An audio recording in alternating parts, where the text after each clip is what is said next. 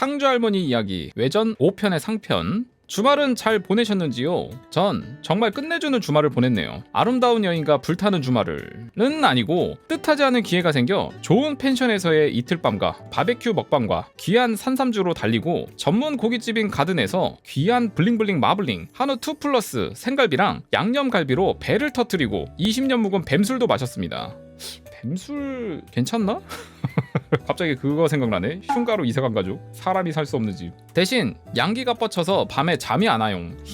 내가 총각인 거 깜빡했네. 크크크크. 원래는 지난번엔 용왕님 얘기를 한 터라 이번엔 할매를 짝사랑하신 산신 얘기를 할까 했었는데 다른 얘기가 생겨서 이걸 먼저 쓸게요. 오늘은 서론이 좀 긴데 오늘 드릴 얘기랑도 관계가 있는 얘기라 안 할 수는 없으니 싫으신 분은 이번 상편은 읽지 마세요. 잡담만 한 편 할 거거든요. 지난 목요일이었습니다. 회사에서 쪽지함을 살펴보고 있었어요. 육포 레시피 요청이 계속 들어오는지라 혹시 실수로 빼먹었을까봐. 그것도 붙여넣기라도 350통 이상 쓰다 보니 일이더라고요. 그래도 귀찮은 건 절대 아니니 또 요청하셔도 됩니다. 얼마든지 보내드리죠. 제가 할매 닮아 제 신세 제가 볶는 거 좋아합니다. 좀 긴 글이 있었는데 그것도 레시피 요청이겠지 하고 쪽지 보내기 띄우고 붙여넣기 하고 읽었는데 전혀 뜻밖의 내용이었습니다. 저보다 2살 많으신 어느 이제 갓난애기가 있으신 시댁이셨는데 상주할매 얘기 팬이라 너무 잘 읽고 있다고 하시면서 자신도 어릴 때 그 근처 살아 얘기가 쏙쏙 들어온다고 고맙게 칭찬해 주셨죠. 그리고 자신도 어린 시절 아버지께서 할매 같으신 분을 한 분 아시고 계셨다면서 전설 같은 얘기를 자주 해주셨다고 해요.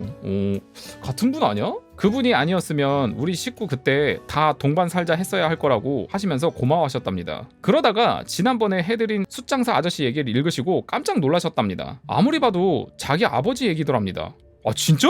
그 누나는 깜짝 놀라서 아버지께 전화를 드렸답니다. 얘기를 해드리니 그게 어디 있냐고 물으셔서 루리앱 들어가는 방법이랑 제 이름이랑 알려드리고 검색 방법 알려드린 후 한나절쯤 지나자 아버지가 전화를 하셨답니다. 틀림없다고. 아저씨 얘기나 할매 장례식 때 난리친 거나 내가 본 그대로라 하시더랍니다. 그리고는 쪽지는 어찌 보내는 거냐고 하시기에 누나는 제가 연락해 본다고 하시고는 제게 쪽지를 보내신 거더군요. 쪽지 이름이 땡땡땡이 아니냐며 제 실명이 딱 적혀 있더군요. 바로 쪽지를 보냈습니다. 맞다고, 감사하다고. 와, 아는 사람이었어. 세상에. 어른 전화번호 묻기가 좀 그래서 제 번호 알려드리고 시간 되실 때 전화 부탁한다고 했어요. 그리고 일을 하고 있었는데 점심시간이 다 되어 모르는 번호로 전화가 왔어요. 제가 모르는 번호는 아예 받질 않아요. 요즘 모르는 번호 받으면 무슨 선전 아니면 사기치는 전화뿐이더라고요. 그런데 기다리는 전화도 있고 해서 혹시나 하고 받았는데 아저씨더군요. 땡땡땡이냐? 하시면서 껄껄껄 우리 할매 표현으로는 산 도적놈 웃음을 보내시며 너무 반가워하시더라고요. 참 인연이 이리도 이어지는구나 싶었어요. 만나면 반드시 헤어지고 헤어지면 좋은 인연인 사람은 언젠가 반드시 다시 만난다고 하셨던 할매의 말이 생각나는 순간이었어요. 한참을 얘기를 했습니다. 아저씨가 자꾸 말을 이어가셔서 점심도 굶었어요. 제가 밥을 굶은 건 거의 경천동지 할 일인데 아저씨는 그때 숯공장이 엄청나게 잘 되셨다고 합니다. 우리나라가 외식 산업이 붐이 일던 시절이라 없어서 못 팔 정도로 숯공장이 잘 되어 돈도 많이 버셨다고 해요. 그러다가 할매가 돌아가시고는 얼마 안 되어 숯공장을 접으셨다고 합니다. 그 터가 전에도 말씀드렸듯이 계속 귀신들이 모이는 곳이라 몇몇 정도는 문제가 없지만 쌓이면 큰일이 나는 곳인데 할매가 돌아가셨으니 누가 그걸 처리해 주겠냐고 하시면서 그때 너무 아까웠지만 결단을 내려 그만두셨다고 합니다. 비싸게 권리금 받고 넘길 수 있었지만 어떤 데인지 다 알면서 그리는 못하겠다라시며 만약 그랬으면 할매가 날 저승에서도 용서 안 하셨을 거라면서 원 주인에게 보증금만 돌려받고 나오셨답니다. 그리고 그 가마 절대 남에게 임대하거나 운영하지 말라고 신신당부하고 나오셨다는데 사람 욕심이 어디 그래요? 그 산 주인은 안 그래도 너무 숯공장이 잘 되어 배 아파하던 중인데 아저씨가 스스로 나가시자 이게 웬 떡이냐 하고는 자신이 운영을 했다고 합니다. 기술자야 뭐 월급 주고 구하면 되니까요. 그리고는 오래지 않아 각종 사고와 인사사건까지 나면서 쫄딱 망했다고 합니다. 산도 날려버리고 말 참 안 들어. 아저씨는 이후 도회지로 나가셔선 예전에 하던 공업사를 다시 하셨고 그것도 잘 되어 꽤 많은 재산을 모으셨다며 다 할머니 은공이라며 얘기를 하셨어요. 그 후에 4남매를 다 장성하게 키우시고 전부 짝지어 분가시키고는 다 정리하고 지금은 강원도 물 맑고 산 좋은 땡땡에서 펜션을 운영하시면서 농사를 좀 지으시면서 유유자적한 삶을 즐기고 계시더군요. 아저씨는 이번 주말에 뭔 계획이 있느냐고 하셨어요. 전 아무 계획 없다고 말씀드리니 금요일 회사 끝나고 당장 오라고 하시더라고요. 야추 얼마나 컸나 한번 보자면서. 크크크크 놀라실 텐데. 저도 뵙고 싶어서 그렇겠다고 하고는 혼자 가긴 그러니 친구랑 함께 가도 되겠냐고 여쭈니 다 데리고 오라 하셨는데 처음엔 몇 부를까 하다가 오랜만에 뵙는데 그건 실례인 것 같고 보나마나 가면 우리의 공통부모인 할매 얘기로 꽃을 피울 건데 모르는 남이 들으면 좀 그래서 울릉공화국 섬국민만 데리고 가기로 했어요. 아저씨는 애인도 데리고 오라고 하셨는데 흑흑 누굴 놀리시나? 2년 전 여친이랑 헤어진 걸 마지막으로 지금 마법사가 되어가고 있구만. 우왕 축하드립니다. 금요일 퇴근과 동시에 주차장으로 달려갔습니다. 오늘 회식하자는 부장님 말씀에 잔뜩 슬픈 표정으로 친척이 돌아가셔서 내일 발인이라 오늘 가서 밤샘해야 한다고 사기치고 주차장에 가보니 이미 울릉 국민은 차에 타고 시동 걸고 기다리더군요. 절 보고는 실실 웃으면서 넌 누구 죽이고 나왔냐고 묻길래 나? 계시지도 않은 작은아버지 하고 대답했어요. 넌? 난 방금 친구 아버님 한번 보내드렸다. 낄낄낄. 우린 즐겁게 출발을 했어요. 느즈마키 도착해보니 경치는 절경이더군요. 드디어 아저씨를 만났습니다. 어린 시절 보던 아저씨의 모습은 그대로셨습니다. 다만 세월이 흘러 늙으신 거 빼고는요. 우린 진하게 한번 포옹을 했어요. 아저씨가 근사한 방을 하나 주셨습니다. 요즘 성수기에 주말이니 못해도 몇십은 할 건데 너무 죄송해서 이리 좋은 방 안 주셔도 된다고 그냥 거실에서 자도 된다고 했더니 널 십수년 만에 만난 건데 이게 뭘 아깝냐시며 신경 쓰지 말라고 하시더군요. 원래 예약되어 있던 방인데 취소가 되어 잘 되었다 싶어 대기자 받지 않으시고 빼놓으셨다가 우리 주신 거였어요. 좋다. 부자지인 개 좋습니다. 방에 짐을 풀고는 아저씨가 준비해주신 바비큐를 먹었어요. 몇 년 전 산삼밭을 발견하셔선 담거 둔거라 하시며 산삼이 잔뜩 들어있는 큰 술병도 내어오셨습니다. 아들이랑 사이가 와서 따자고 꼬셔도 안 준 거라고 하시면서 와 한우 2+ 안심이다 등심이다 제비초리 때깔 좀 봐 해가면서 폭풍 흡입을 시작했습니다. 아저씨는 계속 절 흐뭇하고 대견한 듯 쳐다보셨습니다. 그 조그만하던 녀석이 키가 얼마냐? 185였. 어이구 할매가 그리 지극정성으로 먹여 키우시더니 고깃값 했네. 우린 새벽이 깊을 때까지 할매와의 추억을 얘기하면서 그 큰 산삼주병을 다 비웠습니다. 야 그냥 다 내주셨네 진짜. 다음날 전날 그리 늦게까지 술을 그리 많이 마셨는데 공기 좋은 곳에서 반가운 사람과 기분 좋게 마셔서인지 아침에 칼같이 숙취 없이 일어났죠. 아주머니가 차려주신 밥을 먹었습니다. 아주머니는 그때 처음 인사드렸네요. 예전에도 뵌 적이 없어 그날이 처음 뵙는 거였어요. 얘기 많이 들었다고 하시면서 잘 놀다 가고 종종 들리라고 하셨습니다. 아침을 먹고는 마당에 있는 작은 수영장에서 놀러온 손님들 애기들이랑 놀았습니다. 눈앞에 시퍼런 강물이 도도히 흘러갑니다. 우와 경치 끝내준다. 근데 물귀신 바글바글하겠는데? 우린 저기 들어가면 살아서 못 나오겠지? 친구가 끄덕끄덕 하더군요. 직방이지 뭐.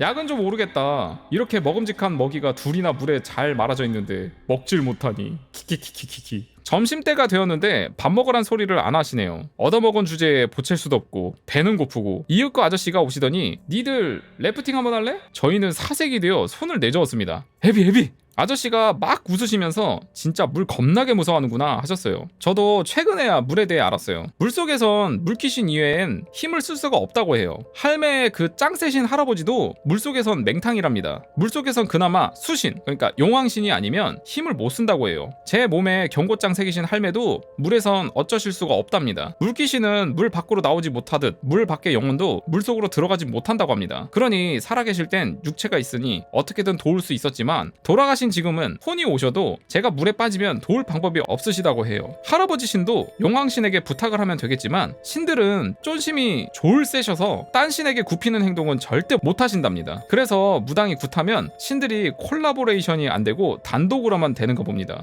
제가 물에 빠지면 할매는 도울 방법이 없기에 제가 익사하는 거 옆에서 지켜보셔야 하는 거죠. 할매가 유언으로 남기고 가신다는 말씀의 뜻 그리고 제가 물에만 가면 경기를 하시며 말리셨던 이유가 있었더라고요. 아저씨는 어디 같이 가자시면서 빨리 옷 입고 준비하라고 하셨어요. 저기요?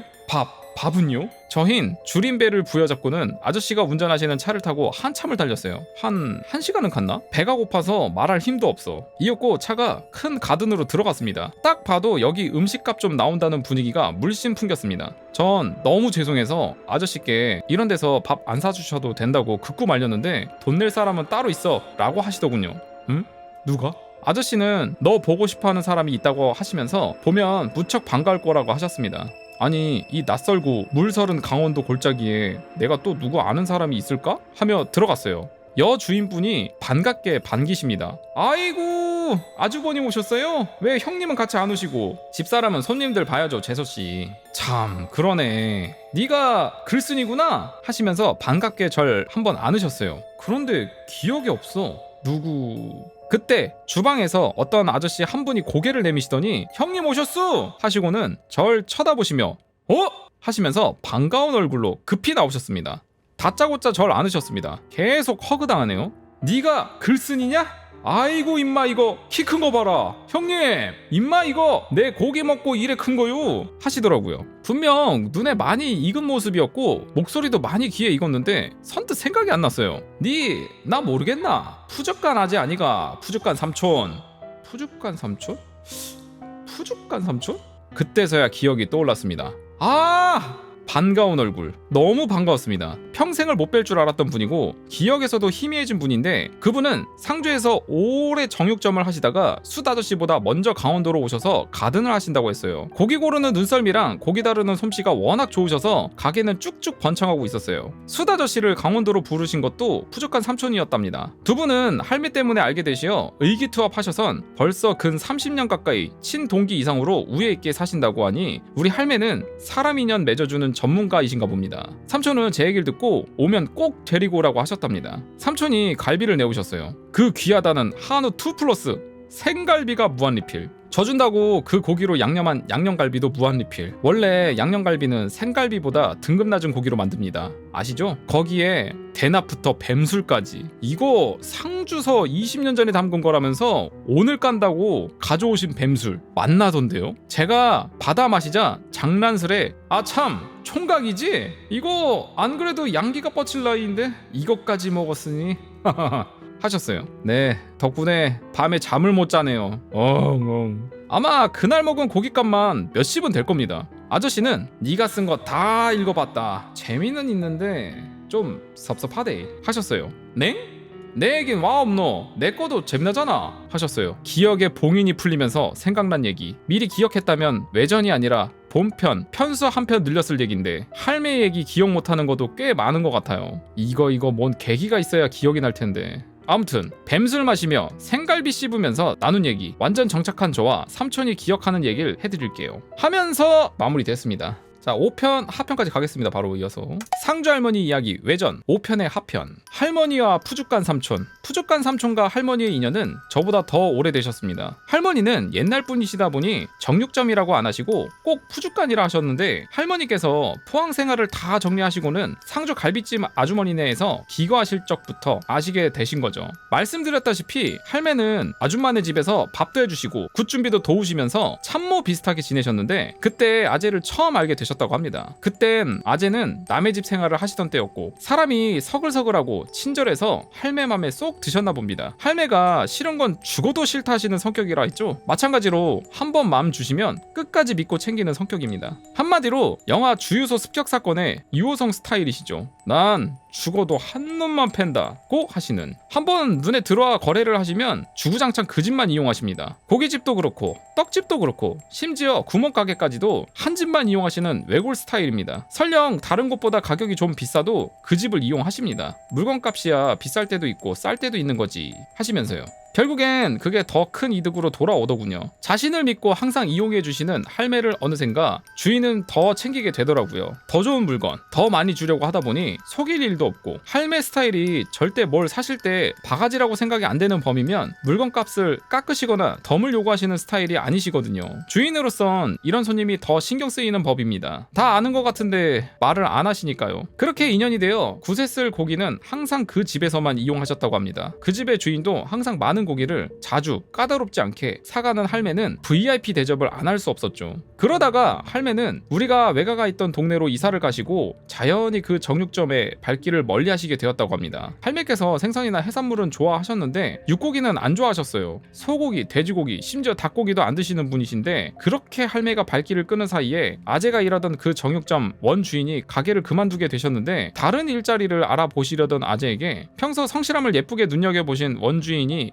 파격적인 제안을 했다고 합니다. 가게를 싸게 넘기고 그것도 몇 년에 걸쳐 갚는 조건으로 줄 테니 직접 해보지 않겠느냐고요. 그렇게 해서 가게를 인수받아 열심히 장사를 해서 가게도 어느 정도 잘 되고 해서 좀 안정도 되고 빚도 다 갚을 수 있었다고 합니다. 아재는 고등학교 1학년을 겨우 끝내시고 학교를 중퇴하셨다고 합니다. 아버지가 갑자기 돌아가시는 바람에 아프신 홀 어머니 모시고 밑으로 줄줄이 동생들이 딸린 큰 아들인 아재에게 공부나 학교는 사치였다고 해요. 학교를 중퇴한 아재는 바로 그 업계에서 투신하시어 그때까지 한눈 안 팔고 성실하게 외길을 걸으신 거죠. 어린 나이에 학교 다니는 친구들이나 노는 사람들 보면서 많이 부럽고 자신 신세도 한탄했을 법한데 그렇게 성실히 자기에게 맡겨진 많은 의무를 충실히 하셨다는 게 참 존경스럽습니다. 그러다가 어느 날부터 할매가 다시 그 가게를 찾기 시작하신 거죠. 알밤 같은 꼬꼬마 하나를 데리고요. 굿하고는 고기도 항상 많이 가져오셨었지만 그걸로 왕성한 제 식욕을 다 채우진 못했어요. 전 완전히 미트 이터였거든요.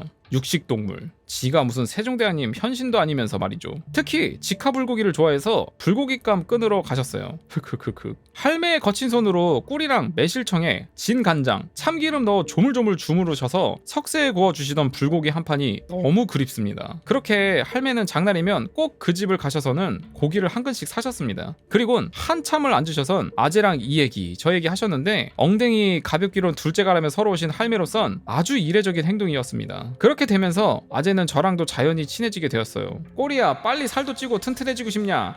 응. 그럼 삼촌이 우리 꼬리 빨리 크게 해줄까? 어떻게? 소나 돼지는 빨리 크게 하려고 땡라를 바르거든. 꼬리 거도 삼촌이 발라줄까? 그럼 전 얼른 손바닥으로 야추를 감싸곤 했습니다. 꼬리는 제 어릴 적 아는 분들이 부르던 제 별명입니다. 원래는 할매 꼬리였거든요. 워낙 할매 뒤만 졸졸 쫓아다닌다고 해서. 장사하느라 딴 데 신경을 못 쓰신 아재는 그때까지도 연애 한번 못 해본 모태솔로셨습니다. 그러다가 아재의 사람 댐댐이를 눈여겨보신 어떤 손님 한 분의 소개로 여자분을 소개받으셨어요. 만남을 가지다 보니 결혼을 생각하시게 되었는데 연애 경험 한 번 없는 총각이다 보니 판단이 안 서서 고민을 했는데 가게에 와서 간혹 일을 거들어 주던 여자분을 눈여겨보신 할매가 여자분 안 계실 때 그러셨어요. 내가 사람 관상이나 궁합 좀 해볼 줄 안돼. 자랑 결혼하거라. 천생연분까지는 아니어도 저만한 너랑 어울리는 여자 쉽게 만날 수 있는 건 아니다. 둘이 결혼하면 오손도손 백년해로 하면서 잘 살기다. 자식도 셋은 낳겠구나 하셨습니다. 와, 그런 게 보여? 그래서 두 분은 결혼을 했습니다. 참 예쁘고 곱고 착하고 날씬한 마음씨 고운 아줌마였는데 지금은 퉁퉁한 관록 있는 할머니가 되셨더군요. 그러니 내가 몰라볼 수밖에. 그리고 슬하에 3남매를 두셨습니다. 그렇게 결혼을 하시고는 신혼이셨을 때였어요. 장날 아재네 정육점에 고기를 사러 평소랑 다름없이 갔었고 아재는 언제나처럼 반겨주었는데 뭔가 좀 어린 제 눈에도 어색해 보였어요. 억지로 밝은 척하는 얼굴이라고나 할까? 할매가 뭔 일 있냐고 물었는데 별일 아니라고 둘러만 대고는 딴소리를 안 하셨기에 할매도 더 이상은 묻질 않으셨어요. 그런데 다음 장날 가보니 또 그러고 있더라고요. 그런데 이번엔 더 심해지셨어. 할매는 뭔 일이 있는지 말해보라며 채근하셨어요. 늙은이의 지혜를 무시하지 말라시며 너 혼자 고민하는 것보단 내도 도울 수 있음 도움이 될지 어찌하냐 시며 백지장도 맞들면 낫다는 소문도 모르나 하셨죠. 아재는 머뭇머뭇하다가 한숨을 푹 쉬면서 얘기를 하셨습니다. 크크크크. 원래는 저기서 딱 끊어줘야 궁금해서 몇 분 돌아가시는 건데 왠지 오늘은 느낌이 쎄하네요.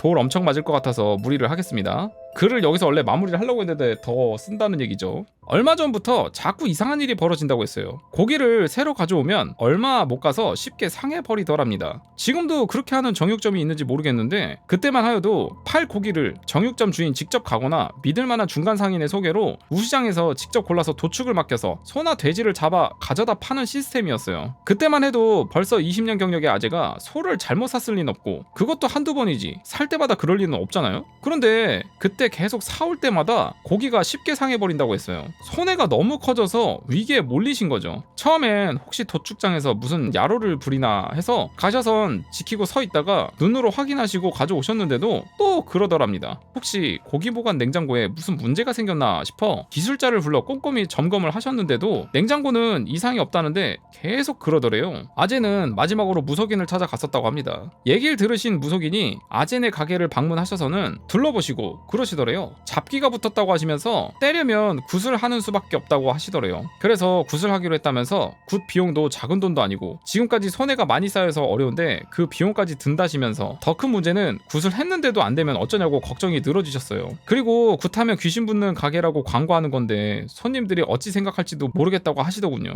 그래도 굿수밖에 없으니 어쩌겠냐면서 오늘 성금 받으러 오실 거라고 하셨어요. 굿을 하려면 재상도 봐야 하고 들어가는 돈이 꽤 되니 미리 성금을 하거든요.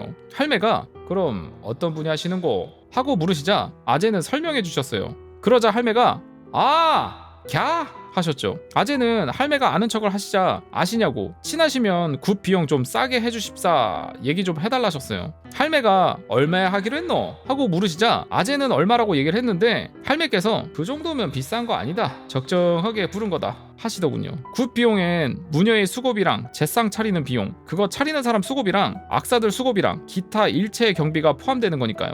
그러시더니 잠깐 기다려봐라, 뭔 방법이 있을 듯하다 고 하셨어요. 그러시고는 냉장고 한번 보자 고 하셨어요. 아재가 냉장고를 열어주시자 할매가 안을 한번 쓱 쳐다보시고는 걸기가 다녀갔구만 하셨어요. 어제도 왔었나 보다 고 하시면서 이 고기도 금방 상할 거니 싸게라도 빨리 팔아치워라 하셨습니다. 아재는 그게 뭐냐고 하셨어요. 할매가 그러시더군요. 그냥 잡기야 잡기, 배고픈 잡기. 그런데 사람한테 붙으면 좀 위험한 놈이긴 하지 하셨습니다. 아재는 어디서 들은 게 있는지 배고픈 잡기면 아귀란 거 말씀하시는 거죠? 하셨고 아니 아귀가 아니고 걸기다 라고 말씀하셨어요. 그리고는 설명을 해주셨는데 배고픈 잡기가 크게 두 종류라고 해요. 하나는 아귀고 하나는 걸기고 아귀는 사람이 형벌받아 되는 잡기입니다. 베풀 줄 모르고 제 것만 알고 모으기만 좋아하고 선업을 안 쌓고 악업만 쌓다 죽으면 일단 아귀가 되어 아귀의 수명만큼 고통받아야 한다고 해요.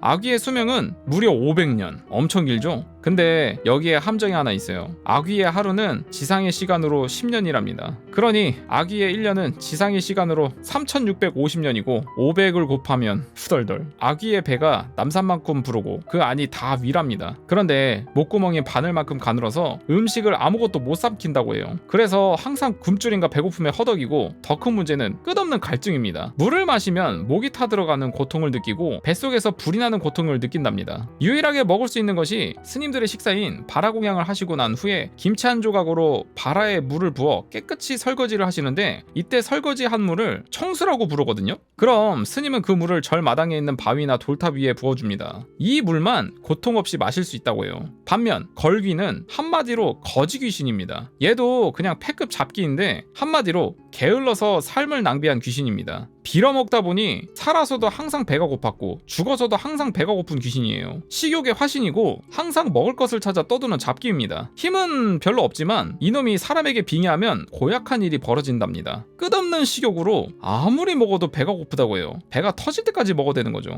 굿이나 부적으로 재령을 하거나 배가 불러야 떨어지는 귀신인데 배부르기 전에 사람 배가 먼저 터져 죽는다고 합니다. 약한 귀신이다 보니 들러붙을 사람 찾기도 만만치가 않은데 그렇게 들러붙을 사람을 찾지 못하면 너무 배가 고픈 나머지 직접 먹이 구하러 나선다고 해요. 거지가 지조없이 직접 구하고 말이야. 그렇게 기다리는데 할매가 유리문 밖을 보시다가 저 오네 하셨고 잠시 후에 그분이 가게에 들어오셨어요. 가게에 들어오신 그분은 할매를 보시고는 깜짝 놀라면서 할매께 황급히 공손히 인사를 했습니다. 그리고는 여긴 어쩐 일이시냐며 조심히 여쭈셨고 할매는 네 여기가 땡땡 보살네 집에 있을 때부터 쭉 여기 고기만 쓰는 단골 아이가 여 고기가 제일 좋아서 재수 쓸 때 여 것만 쓴대 하시면서 웃으셨어요. 그러시곤 자네가 여 굿 해주기로 했다면서 하고 물으셨습니다. 그리고는 이 아재가 걸기 때문에 너무 손해를 봐가 돈도 없고 또 가게에서 굿 하면 손님 보기도 그렇고 해가 자네만 괜찮다고 하면 그냥 내가 굿 안하고 부적으로 처리했으면 하는데 의향이 어떠노? 하고 물으셨어요.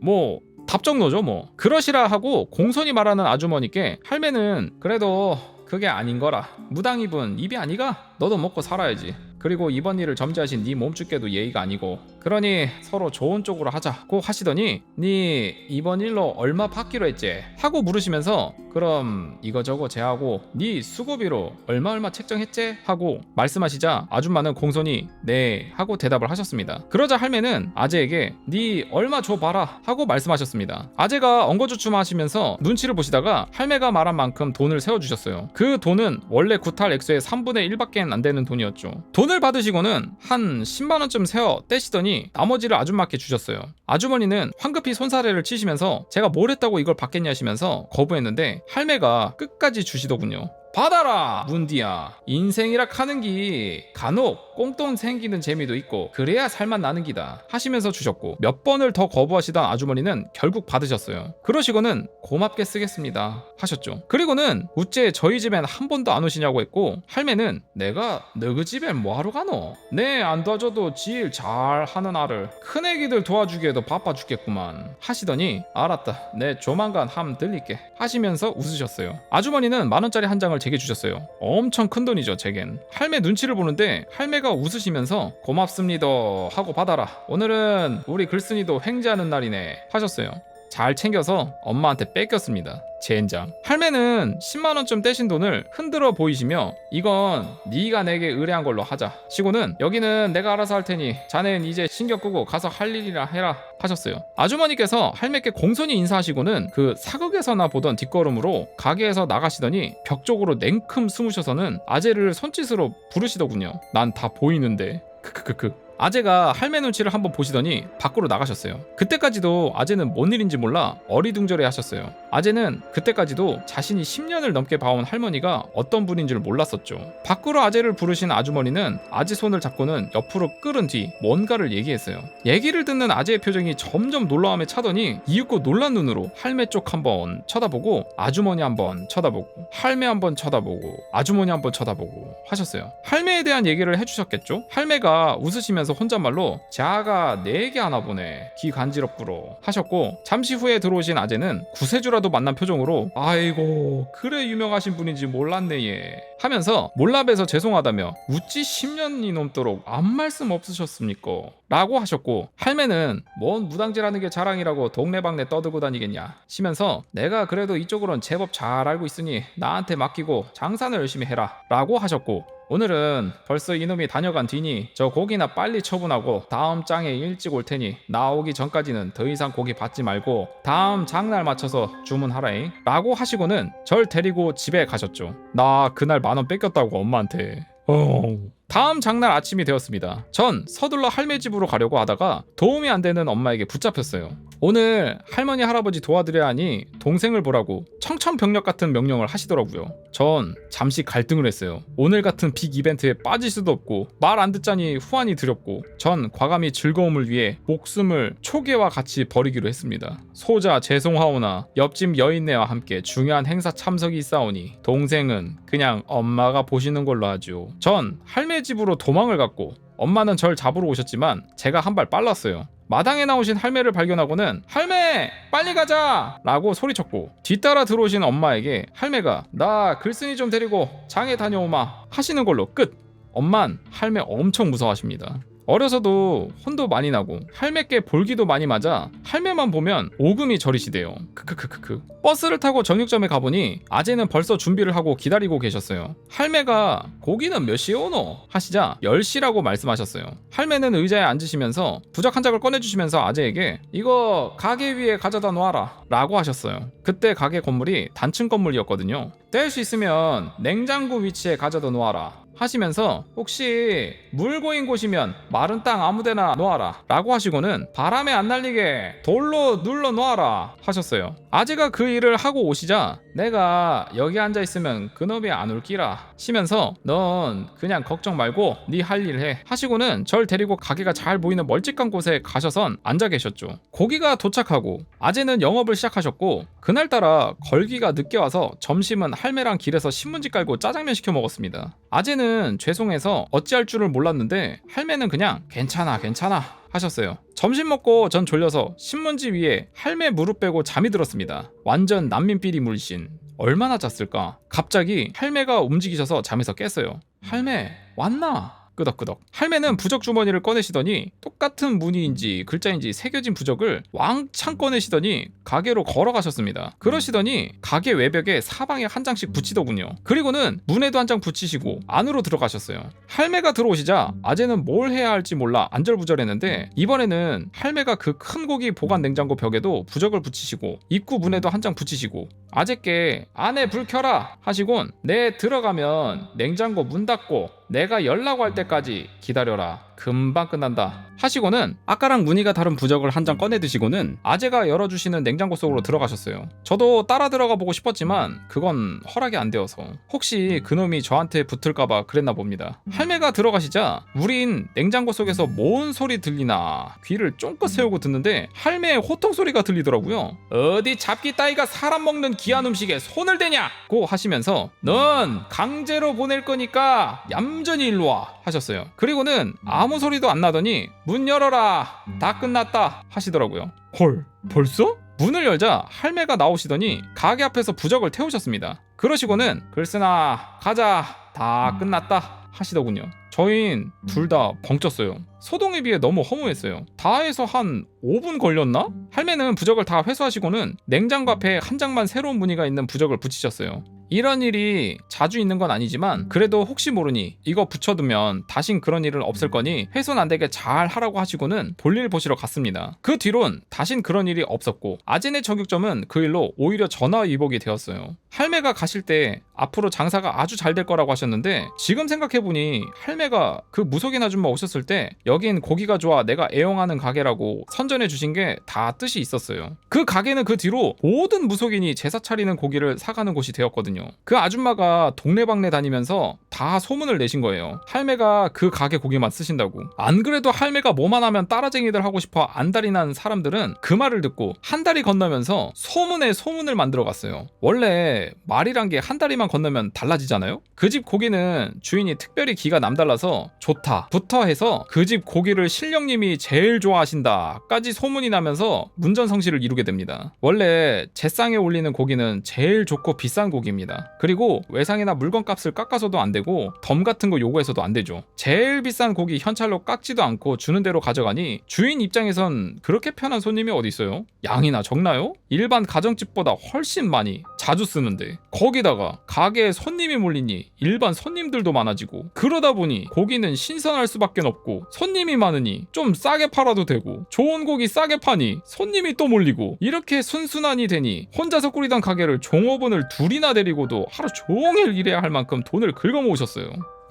복 터졌네. 복 터졌어 아주 그냥. 할머니의 그 한마디가 엄청난 위력이었다. 아재는 장날이면 할매 오실 때까지 가게 앞에서 서성이는 할매 바라기가 되었어요. 할매가 보이면 뛰어와서 마중했죠. 가진 게 고기뿐이니 자꾸 뭘 챙겨주려고 안달이었는데 할매는 이유 없는 공짜 무지 싫어하십니다. 나중엔 제 핑계를 대셨죠. 글쓴이 먹이라고. 나도 돈 있어 라고 거절하시고 크크크. 나중엔 하다하다 꼼수로 할매가 고기 한 근 사시면 짜투리라고 하는 상품 가치가 없는 고기를 매번 서너 근씩 싸주셨죠. 칼질 막 해서 일부러 짜투리 만드셔서 원래 푸죽한 속담에 칼 끝에서 이문 난다는 속담이 있어요. 칼질 잘못하면 말짱 황이거든요. 할매가 그나마 좋아하시던 고기가 있긴 했는데 그게 어느 부위냐면 근막이라고 하는 국건화에서는 질겨서 못 먹는 부위예요. 이건 이분채 작업하는 고깃집에서만 나오는 거거든요. 소를 도살해서 반으로 가른 게 이분채라 부릅니다. 돼지도. 이걸 가져다가 발골을 하고 정형을 해서 파는 건데 요즘은 그런 집이 잘 없죠. 그냥 다 해서 진공 포장해놓은 거 가져다가 썰어만 파는 집이 많으니까.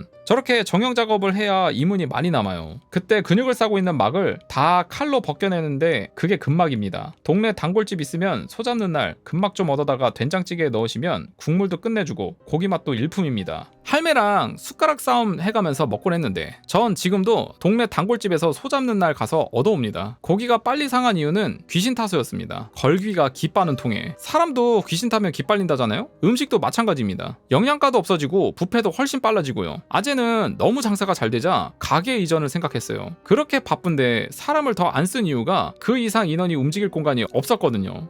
바로 길 건너편에 아주 크고 보기 좋은 가게가 하나 신축 건물에 나자 가게를 옮기려고 할매께 상의한 적이 있는데 할매는 쓱 한번 보시더니 쓸데없는 소리 말고 여기서 그냥 열심히 해라 라고 하셨어요. 가게 잘 된다고 함부로 가게 크게 옮기는 거 아니다 라고 하시면서 더구나 저기는 고기 장사할 터가 아니다. 기계나 쇠 다루는 집이면 크게 일어나겠지만 하셨죠. 그리고 넌 어차피 앞으로 10년이면 이 장사 접고 상주 뜨게 될 거니 그동안 딴 생각 말고 이 가게나 열심히 해라 라고 하셨어요. 아재는 뜰 생각이 없었는데 말이죠.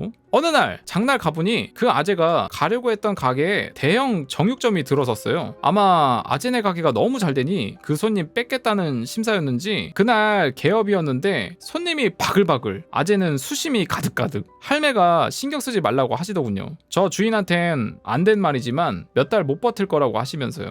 개업날 그 많던 손님이 장날 가볼 때마다 눈에 띄게 줄더니 아재네 20명쯤 다녀갈 때도 한 사람도 안 들어가더군요. 결국 3개월 만에 문 닫았어요. 와 미쳤네. 할매는 그래도 주인이 영리한 사람이네, 안 될 거 알고 빨리 포기한 거 보면 하셨습니다. 그 뒤로 거긴 오토바이 판매 및 수리점이 들어왔고 할매 말씀대로 녹아나서 기술자를 셋이나 두고도 밤중까지 일하더이다. 아재는 그 뒤에 할매 돌아가신 후까지 장사하시다가 정말 상주를 뜨시게 되었어요. 아이가 크면서 푸족한 딸내미란 얘기가 가슴에 와 닿은 거래요. 그때만 해도 정육점 하시는 분을 백정이라고 천시했거든요. 이왕 접는 거 내가 푸젓간한 거 아무도 모르는 곳에서 다시 시작한다고 생각하시고는 돌아다니시다가 우연히 가본 강원도에 반해 지금 가든 하시는 땅을 사고 집을 짓고 전공을 살릴 수도 있는 가든 사장님이 되신 겁니다. 그땐 벌써 고기만 30년을 다루신 때라 고기에 관한 한 일가를 이룬 때라 가든은 일취월장하였다고 해요. 근처 부대 별들도 오고 하더군요. 군발이 시절 만났으면 심장마비 걸릴 뻔했죠. 계산해보니 상주 뜨신 게 할매 말씀하신 꼭 10년 후였다고 합니다. 이상 끝. 이게 진짜 그 글쓴이 말대로 기억이 안 나서 그렇지 지금 있는 이야기 말고도 굉장히 또 많은 이야기들이 더 생겨날 것 같은 그런 일이 있으셨네. 하여튼 뭐 이야기 재밌네요. 여러 비하인드 스토리가 있네.